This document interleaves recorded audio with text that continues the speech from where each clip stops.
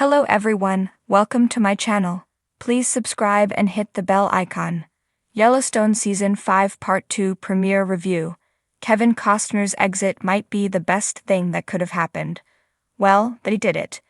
They killed off John Dutton. In Yellowstone Season 5 Part 2's opening moments, Beth Dutton, Kelly Rayleigh, arrives at the governor's mansion in Helena, Montana to a crime scene, the driveway cordoned off and an ambulance waiting outside. When Casey Dutton, Luke Grimes, shows up, he forces his way into the house so that he and Beth can see John's body on the bathroom floor, a gun mere inches from his hands. It looks like suicide, though Beth knows right away that her brother Jamie, Wes Bentley, is behind it. So begins what is said to be the final batch of episodes for Yellowstone, Taylor Sheridan's universe-launching neo-western that may or may not be ending later this year. It's been a long road up to this point. The first part of Season 5 bowed in 2022, but significant delays caused a 2-year gap between episodes, and though the 2023 Hollywood strikes were a huge part of this delay, it's Kevin Costner's exit from Yellowstone that will be on everyone's minds now that the new episodes have premiered.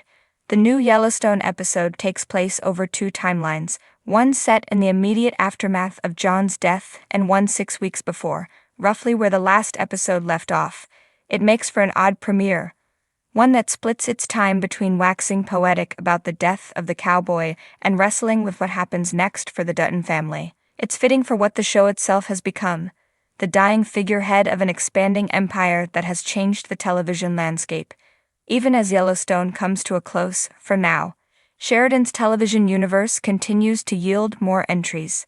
How that will play into these episodes remains to be seen.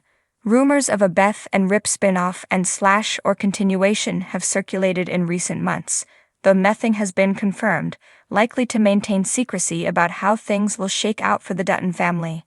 Right about now, it's looking pretty grim. With John off the map, there's a power vacuum in Montana and several parties are looking to take his place.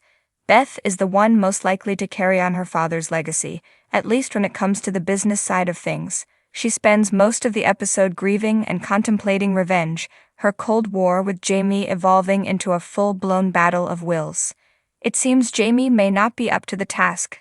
When he finds out that John is dead, he doesn't even realize it was thanks, in part, to his girlfriend's doings. He is shocked that she follows through on the idea of killing John at all, bringing into question his ability to see through what he started. It's no surprise that the cowardly Dutton sibling responds in this way, and it hints at a future loss in Jamie's ongoing war with Beth. One of the biggest criticisms against Yellowstone has been its lack of focus, partly a bug of Sheridan's writing and partly just the nature of such a sprawling series. Yellowstone has had a history of picking up and dropping stories left and right. John Dutton's death, though, is not something that can just be dropped. It fundamentally alters the fabric of the series, ensuring that every single one of its characters will be enveloped in this mess. It's unclear if the series will maintain the split timeline format going forward, or if this was just a product of Costner's exit. It's hard not to see the goings-on in Texas as leftovers from what Sheridan originally envisioned the back half of this season to be, which acts as both a meditation on cowboys and a setup for the future Texas-set Yellowstone spin-off 6666. But all of that is eclipsed by John's death and the impending fallout. Regardless of your feelings about how John died, it's hard to deny that Costner's exit might have been the best thing to happen to Yellowstone in quite some time. It feels like anything could happen in these final 6 episodes. The board has been reset, and as the dust settles, new battle lines will be drawn. That this episode was slow isn't surprising. There was plenty to put a bow on before dealing with the real meat of the season, and it seems this renewed focus will give Sheridan and crew that final push to end Yellowstone with a bang. After months of anticipation, speculation, and more than a little drama behind the scenes, Yellowstone Season 5 Part 2 has finally premiered, and what a premiere it was. The Dutton family saga, which has captivated millions of viewers with its high-stakes power plays, sprawling landscapes, and unflinching portrayals of loyalty and betrayal, returned to our screens with a renewed sense of urgency. But what made this premiere particularly significant was the elephant in the room, Kevin Costner's impending exit. For fans of the series, Costner's portrayal of John Dutton has been its cornerstone. The gravelly-voiced patriarch, with his complex morality and steely determination, has been the beating heart of Yellowstone since its debut. So the announcement that Costner would be stepping away from the show sent shockwaves through the fandom. Could Yellowstone survive, and even thrive, without its leading man? Judging by the premiere, the answer might be a resounding yes. A gripping start to the end. The premiere wastes no time diving into the fallout from Part 1's cliffhanger. Montana's political landscape is more volatile than ever, with John Dutton's governorship under siege from multiple fronts. The episode's opening scenes establish a palpable tension as John faces both external threats and internal dissent. Beth, Kelly Reilly, continues to be a force of nature, her ferocity undiminished as she navigates personal and professional challenges. Meanwhile, Jamie, Wes Bentley, inches closer to a dangerous breaking point, his resentment simmering just beneath the surface. Costner's presence looms large over the episode, but there's a noticeable shift in focus.